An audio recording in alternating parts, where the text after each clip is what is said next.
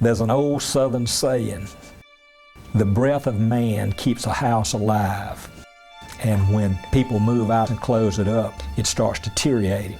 And if you ride through Central State and look at the buildings, I'm amazed at the deterioration.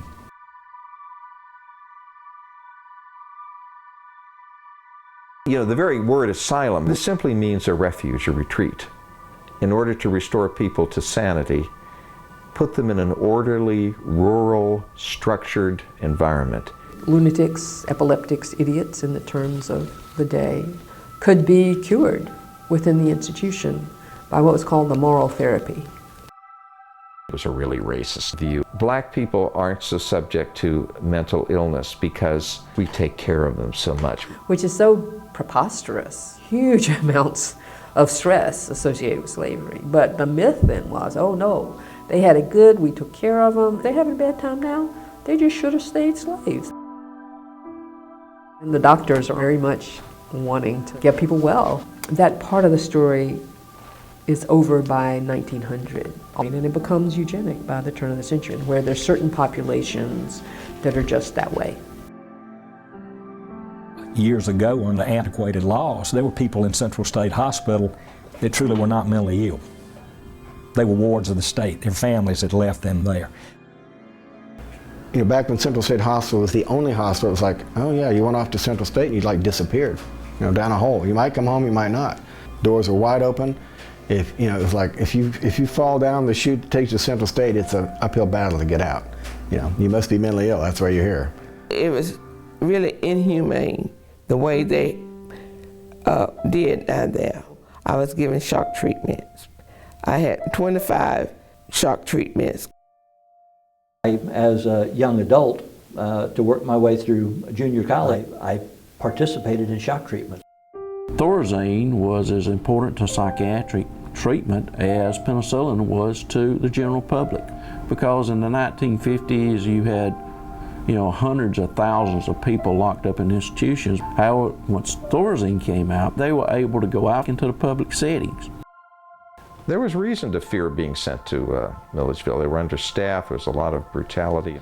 Horror stories abound. And of course you have to think now there were 12,000 patients at that time. And air condition was, I don't remember it, it was just another hot, sticky, smelly day. Back in those days there was nothing but cloth diapers. So all these clients had cloth diapers or underwear on. The smell in these buildings was unbelievable. I grew up on a farm, so I'm used to bad smells. Nothing prepared me for what I went through back in those days. And so it really was something you couldn't walk away from, because you knew if you could do something, you ought to do it. So we knew we could, and there was so much that needed to be done. Oh, just so much. When the exodus of the professionals from Cuba started, it was well known that Dad would take doctors and put them to work at the state hospital. The Cuban crisis probably saved the hospital. At any given time, there were probably 100 doctors. We actually came in what was part of the Freedom Flights. We were one of the last groups who came in those Freedom Flights. You know, you came to the United States with nothing, whatever you were wearing. But we did fine. My dad, just because of his opportunities here.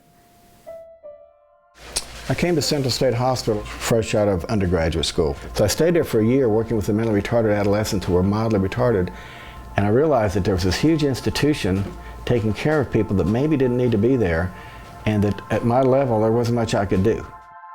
There was apparently a period where they actually did not medicate, not restrain, not seclude, and people moved on. I wasn't around for that. By the time we were around, there was medication, seclusion, restraint. I thought society was ready to acknowledge the fact that you shouldn't stuff people in institutional settings. But the law was way behind. There was a clear playing field, in a sense, to just focus on why are people in these institutional settings at all, and in the first place. I saw that you got to travel to Washington, D.C. and give a painting to President Obama. Yeah, I did. I already did. I traveled. Can you tell me about meeting him and getting to, give him? Well, I met him at the White Courthouse in Washington, D.C. We were standing on there 3 nights. I think that what we have done in the state of Georgia, we have deinstitutionalized people out of clinical beds, and we are slowly reinstitutionalizing them in correctional beds. You lock them up or put them in a clinical bed and hold them in a institution, a clinical institution, and they will get placards and they will walk up and down the road and protest. But we have thousands in jails and prison, and they don't open their mouth. The Justice Department gets involved through something called CRIPA, the Civil Rights of Institutionalized Persons Act. The law enforcement community has always been interested in this issue because many people just cycle into their jails. You've either got to have clinical bed space, or you've got to have excellent community-based programs. The ACT team stands for Assertive Community Treatment. It's a team of providers, including nurses, counselors, substance abuse counselors, vocational specialists, peer specialists, and case managers. We work together to serve those people who have a severe and persistent mental illness. So they most likely are having some skills deficits in the areas of their daily living. Could be hygiene, could be housing. They also have most likely been in hospitals frequently or incarcerated frequently. So we go to their homes or to the community to work with them, typically daily to multiple times daily if needed. And we're also available 24 hours, 7 days a week, 365 days a year to them. We've had one client who was homeless that after him being whereabouts unknown for 3 or 4 days, we found him dumpster diving behind the Kroger's in Macon, and we're able to reconnect with him and get him his medicines. And we take the treatment to the streets.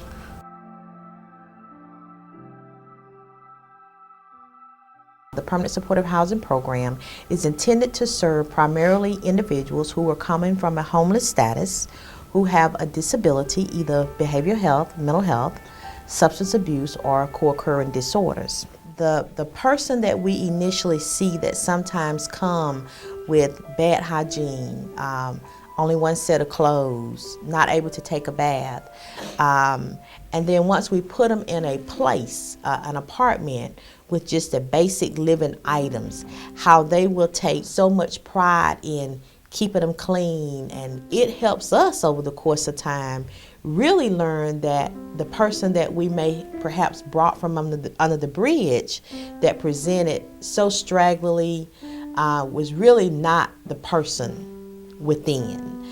It's educating people in the community to realize that, but for the grace of God, there go I. Recovery is possible. That's probably the one thing that keeps me doing what I do, is because people can be successful, and the gratitude when you look at someone that has not always been in the place that they are now. They have lived a different life once upon a time, and because of that one circumstance in life that took them to the place of having to resort to alcohol, having to resort to drugs, and then being able to provide the treatment and the services and the rehabilitation that then allows them to get back to a point of being as close as possible to the person that they once was. And after all that, they can be successful. So that's what I would say keeps me doing what I do. One of the members of our team is a peer support specialist. Someone who has been through mental health issues themselves, has recovered and gone through additional training at the state level to be a peer support specialist. And the clients, I think, respond very well to her. One of the major things that happened in my life was that my father committed suicide almost 20 years ago. And that pretty much led to my start in depression. I was hospitalized at one point for short term. and it was just a long go. And then they called me and said they were starting the peer program, and would I come and share my story. I thank God for Georgia Mental Health Consumer Network. We are pushing the priorities when they come every year, because we can relate to each other. We can relate how we're going through different things in life. And in that, it's growing in our recovery. We ain't being sent back to the hospital as much as we used to. The peer support movement is as strong in Georgia as it is anywhere, and that is where people who have experiences with their own mental illness, who have moved further on in their recovery journey, are able to then support and get paid for supporting others with mental illness, and that's been a huge success for Georgia. So you know how sometimes you just want to say, yes, I'm depressed, okay, but that's okay. That's what I have had, what I've experienced, but it is not who I am. We don't have any bipolars. We don't have schizophrenics. We don't have any depressed. You're a person who's got this thing. We don't even say suffer from it. You've got this issue, this problem that has a solution. Tell me a problem that doesn't have some sort of solution. And we see a lot of light bulbs come on and a lot of smiles all of a sudden go, oh, that's me. Oh, I see it now. It's clear as day. Why didn't I see that before? So we just wait patiently and continue to offer what we've got and continue to smile and find something to laugh about. And we're seeing a lot of progress, a lot of hope, and a lot of recovery.